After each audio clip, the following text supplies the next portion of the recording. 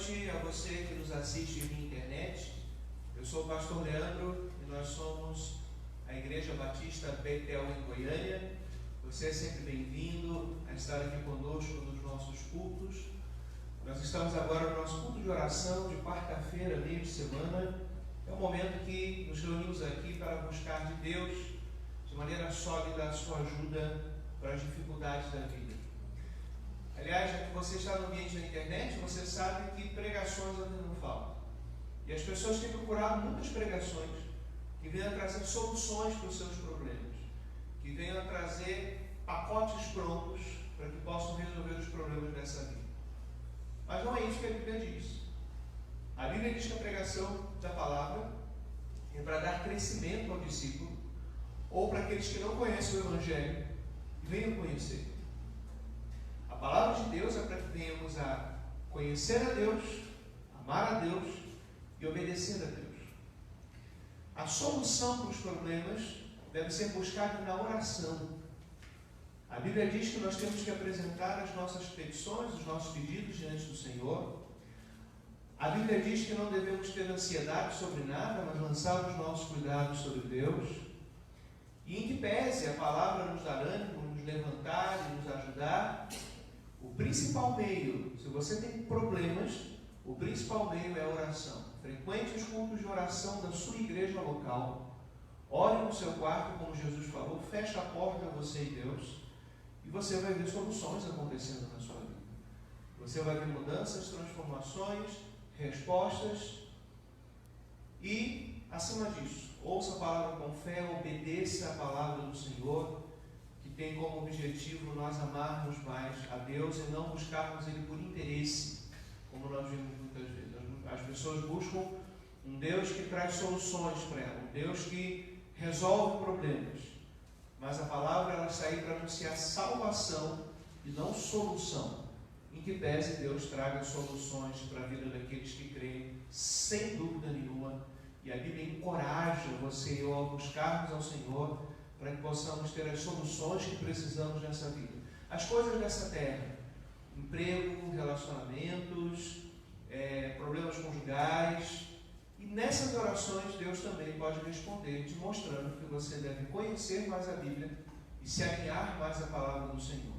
À medida que vamos nos alinhando, então nós conseguimos desfrutar das bênçãos que é obedecer a Deus. E aí, naturalmente, vamos ter soluções nas áreas que precisamos. Finanças, família, saúde, como uma consequência de obedecer a Deus. Obrigado pela sua companhia e todos nós que estamos aqui no templo. Eu também convido para nós abrirmos no Salmo de número 73. Salmo de número 73 é um salmo de Asaf. É o salmo do questionador, é o salmo da dúvida, mas também é o salmo do corajoso, porque Asaf coloca para fora aquilo que estava no coração dele.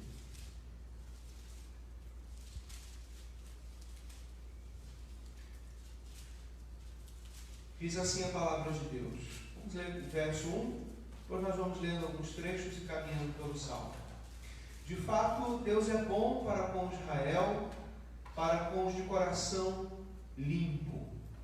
Vamos começar aqui. O salmista abre esse salmo, que é uma oração. Ele abre fazendo uma afirmação maravilhosa que todos nós cristãos fazemos. Que Deus é bom. Deus é fiel. Deus é maravilhoso. Entretanto, olha o que ele diz nos versículos 2 e 3. Quanto a mim, porém, quase me resvalaram os pés. Faltou pouco para que se desviassem os meus passos, pois eu invejava os arrogantes ao ver a prosperidade dos maus. Então, a mesma pessoa que dizia que Deus era bom, no fundo do seu coração, abrigava algumas observações sobre a vida e ele teve a coragem de colocar para fora. Asaf, ele fez o que às vezes nós não fazemos. Nós escondemos algumas observações realistas sobre a vida debaixo de algumas declarações sobre a bondade de Deus. Mas Asaf foi usado para nos trazer respostas ao nosso coração humano e pecador e fazer sanar dúvidas e perguntas que muitas vezes ficam só no silêncio do nosso coração, talvez apenas o nosso travesseiro, o edredom e o lençol saibam quando nós estamos pensando e falando: puxa vida, eu me dedico a Deus, eu sou fiel, estou buscando o Senhor, mas tem coisas ainda que eu acho que não devia estar acontecendo na minha vida. Tem coisa que quem não busca a Deus não passa. Tem problemas que eu enfrento e as pessoas que não conhecem a Deus e até se opõem a Ele, vivendo uma vida contrária à sua palavra, elas não atravessam esse tipo de problema. Interessante que Asaf vai discorrer sobre isso no Salmo, mas ele já começa falando da conclusão dele, que Deus é bom realmente.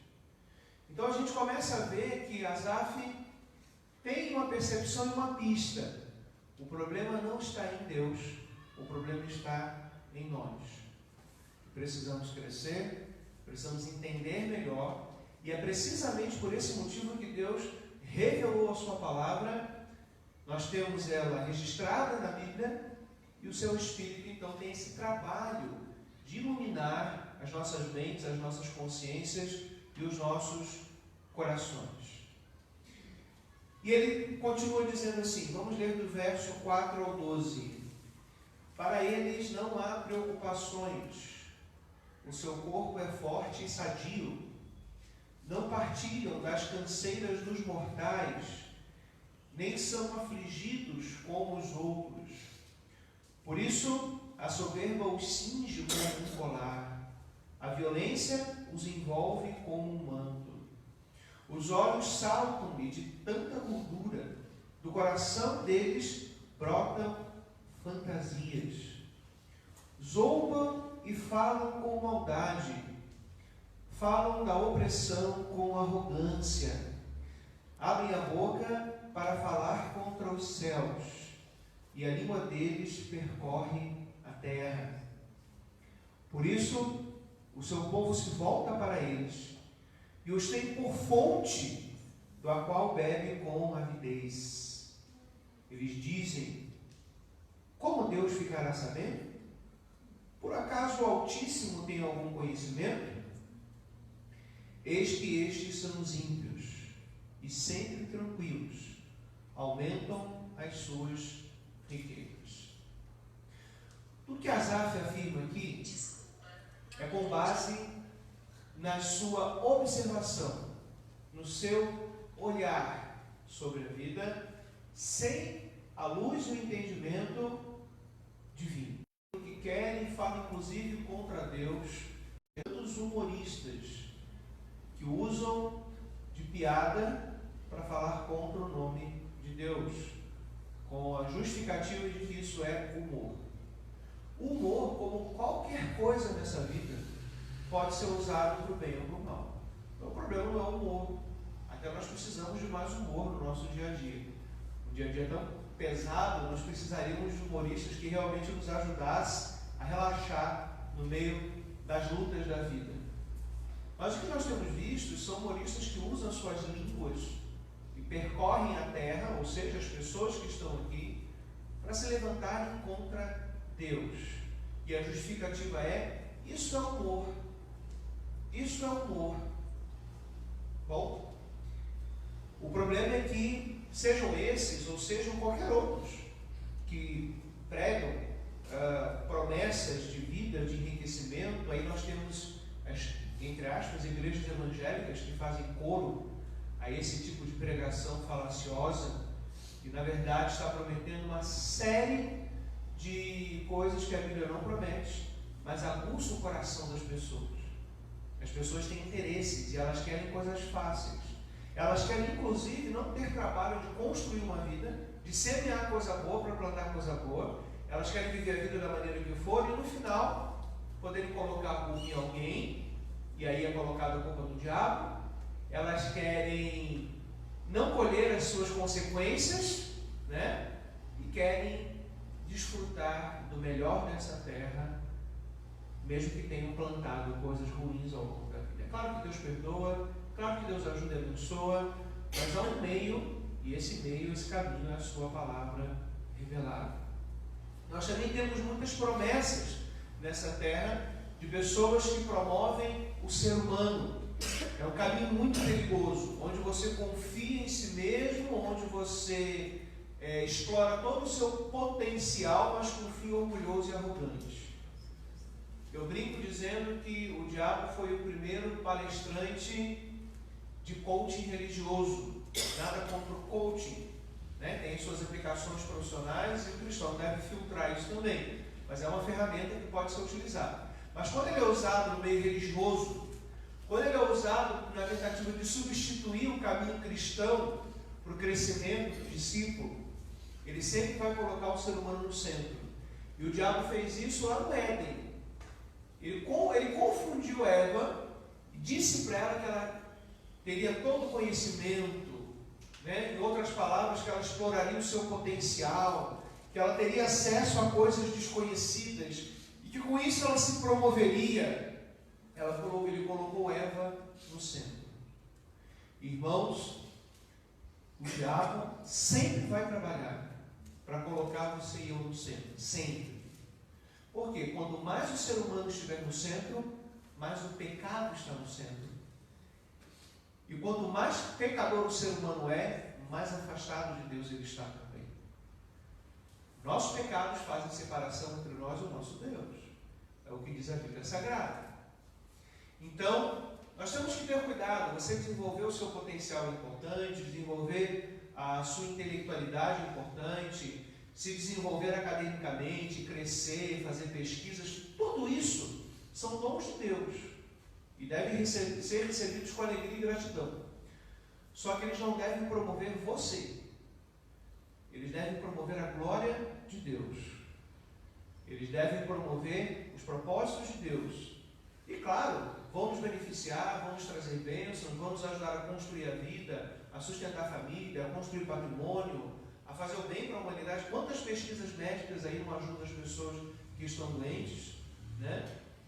Mas nós temos que ter cuidado quando o centro é a nossa glória e quando a nossa vida gira em torno de nós mesmos, porque isso tem uma outra grave consequência. Quanto mais o ser humano está no centro, mais ele precisa de atenção e mais carente e dependente ele vai se tornar. Porque o centro da atenção do coração humano é Deus. O ser humano foi criado para ser um adorador. E quando nós temos Jesus no centro, o coração se satisfaz, ele se sacia, porque Jesus é suficiente. Mas quanto mais nós temos os nossos projetos, a nossa vida, não nos lugares devidos, essas coisas são boas, mas eu estou falando da organização da prioridade delas. Quanto mais nós temos Deus no centro e essas coisas distribuídas ao redor, menos nós seremos carentes, menos necessitados de tanta atenção, de tanta bajulação, de tanta coisa que o mundo busca a todo tempo. Eu conversava essa semana com um rapaz, um homem novo, e ele sempre era o número 1 imbatível no seu trabalho, atingindo todas as metas. Só que isso nunca o satisfazia. Mas ele era essa pessoa, conseguiu chegar lá. Isso não o satisfazia. E ele foi entrando num processo de declínio emocional por causa disso, e ele foi perdendo a posição, o ranking dele foi baixando. Mas ele me disse assim: pastor, paralelamente eu fui ficando mais satisfeito, mais tranquilo e mais calmo. Ele falou assim: hoje eu ganho um pouco menos, mas eu sou uma pessoa melhor. Né? Não se refere aqui a uma cultura de pobreza, mas se refere a colocar as coisas no seu devido lugar e Deus no centro. Mas nós temos essas línguas que percorrem a terra, que prometem coisas boas, maravilhosas, que aumentam a riqueza, como diz no verso 12, boas e maravilhosas para a ótica humana, né? Decaída. E a impressão que dá que Deus está num cantinho, eu acesso Ele a hora que eu quiser, eu cumpro algum tipo de religião, e aí está tudo certo. Isso aqui é coisa que precisa acontecer na Terra. Portanto, a observação de Asaf não é uma coisa tão nova. No nosso tempo tem tudo isso também. Os exemplos que eu citei são contemporâneos, né? Mas nós temos pessoas que são arrogantes, independentes de Deus, e querem sempre colocar o ser humano no centro. E quando alguém observa essa vida aparentemente de sucesso, sem a luz divina, que é a palavra de Deus, olha a consequência disso. Vamos ler dos versos 13 até o 20. Com certeza foi inútil conservar puro o meu coração e lavar as minhas mãos na inocência, pois o dia inteiro sou afligido e cada manhã sou castigado. Se eu tivesse pensado em falar tais palavras, já aí teria traído a geração de teus filhos, ó Deus. Em só refletir para compreender isso, achei que a tarefa era pesada demais para mim. Até que entrei no santuário de Deus e descobri qual seria o fim deles. Tu certamente os pões em lugares escorregadios e os fazes cair na destruição. Como são destruídos no instante, são totalmente aniquilados de terror. Como acontece com o sonho, quando alguém acorda, assim, ó Senhor, ao despertares, desprezarás a imagem deles.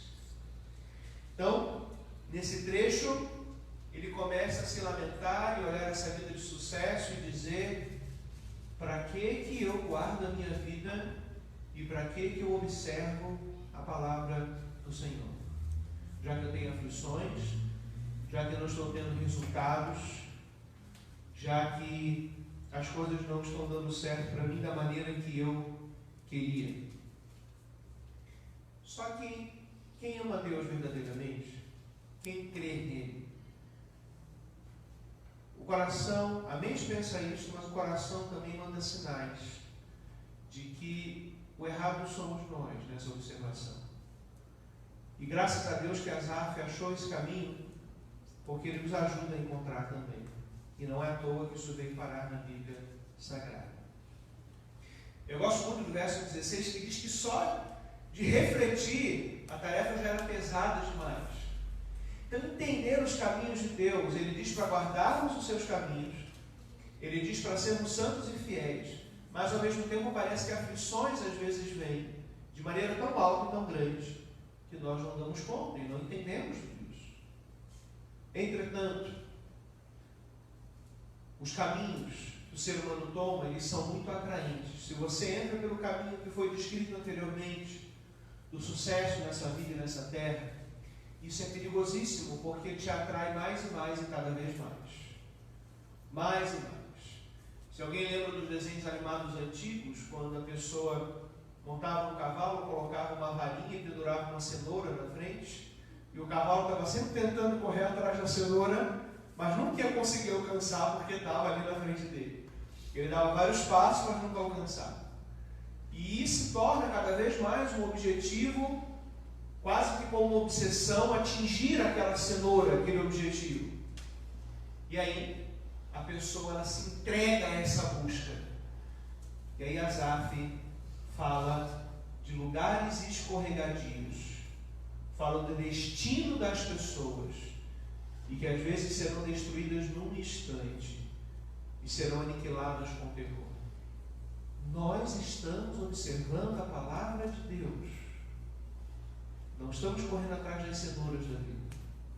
Eles estão distraídos da palavra de Deus por causa do engano do pecado, das tentações do diabo, por causa das línguas que falam aquilo que é errado.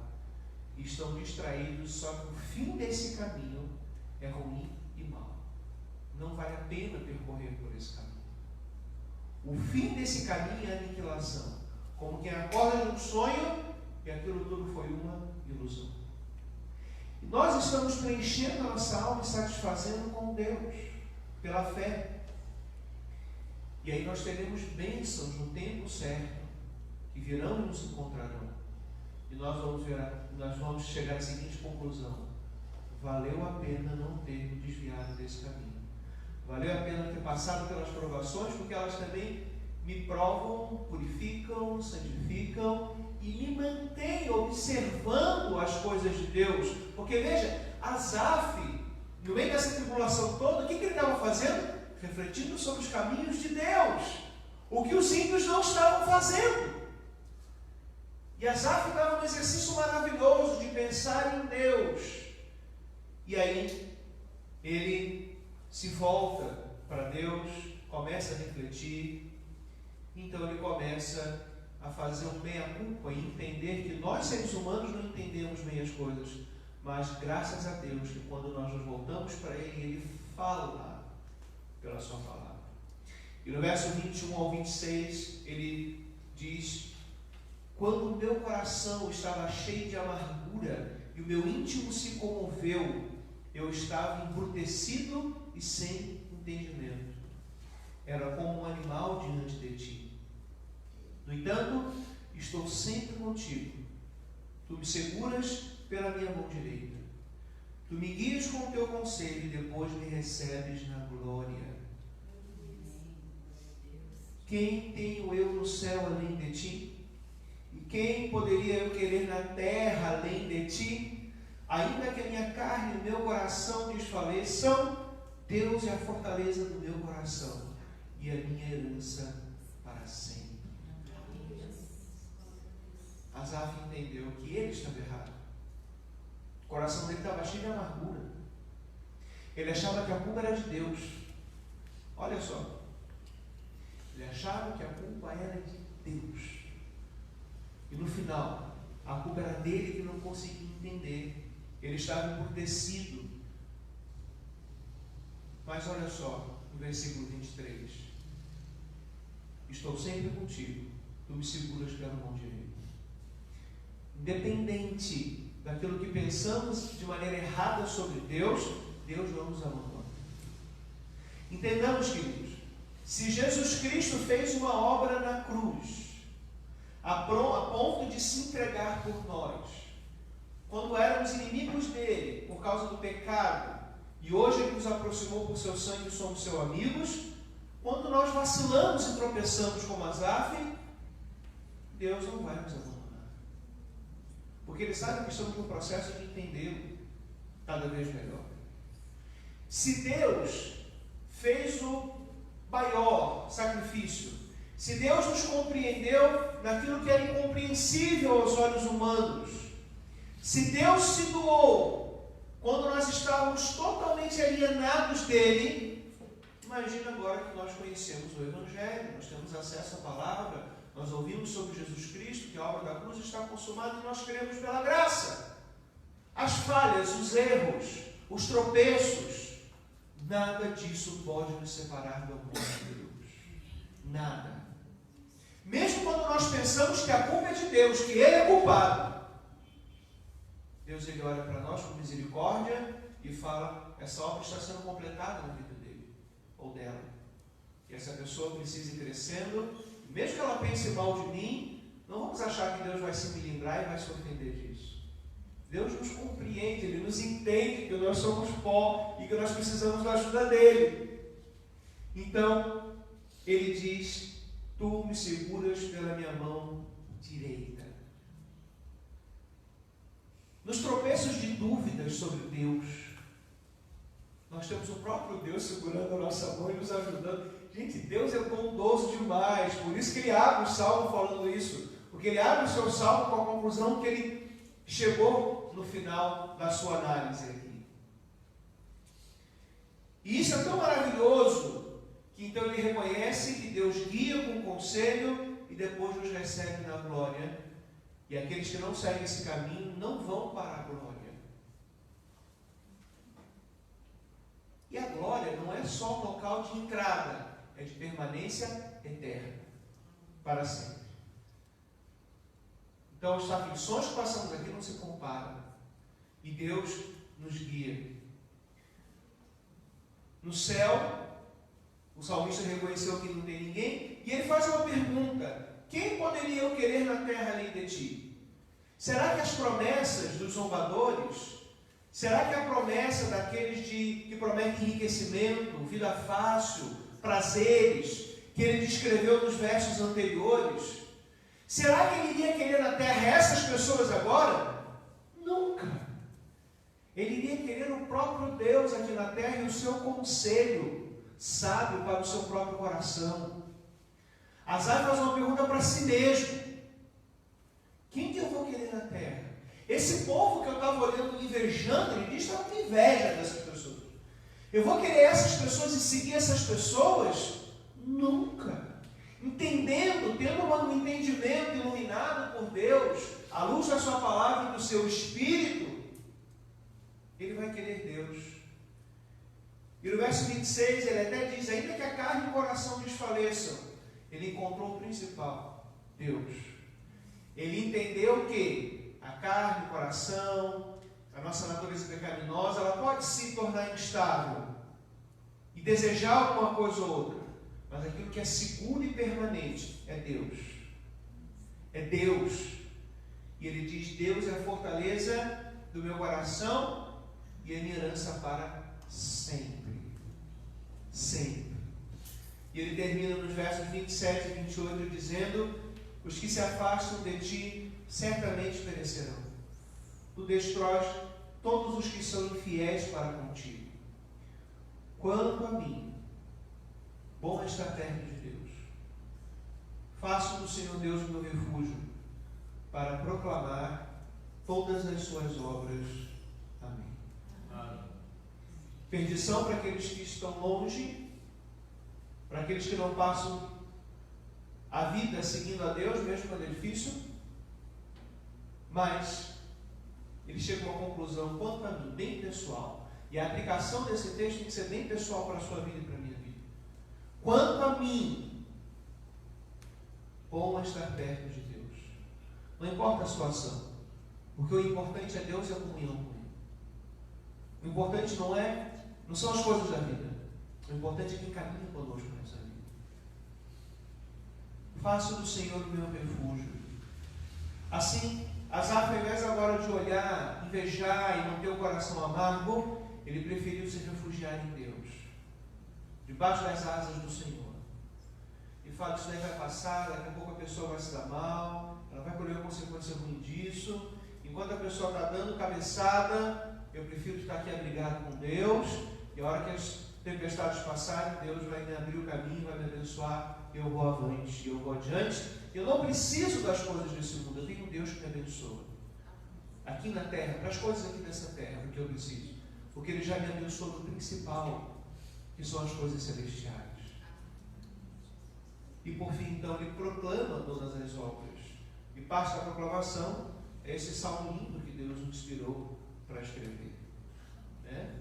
Então, quando nós dissermos Deus é bom, mas o pecado no nosso coração trouxer dúvidas, vamos crer que Deus, Ele nos ama, está do nosso lado, inclusive para superar as dúvidas quando nós não confiamos nele. Deus está do nosso lado para aumentar a nossa confiança nele. E o meio que Ele usa para isso é a sua palavra. Que nós possamos assim confiar e possamos todos nós chegar a essa conclusão. Quanto a mim, Leandro, Heitor, Dilson, Clair, César, quanto a mim, cada um de nós que estamos aqui, todos vocês que nos assistem aí do outro lado, quanto a mim, eu vou confiar em Deus. O mundo pode ver a vida que eles quiserem, eu vou confiar em Deus. Que assim o Senhor nos ajude a aplicar a sua palavra em nossas vidas, filhos. Em nome de Jesus. Amém. Obrigado a vocês que passaram esse tempo conosco. Deus abençoe com graça e paz na sua vida. Amém.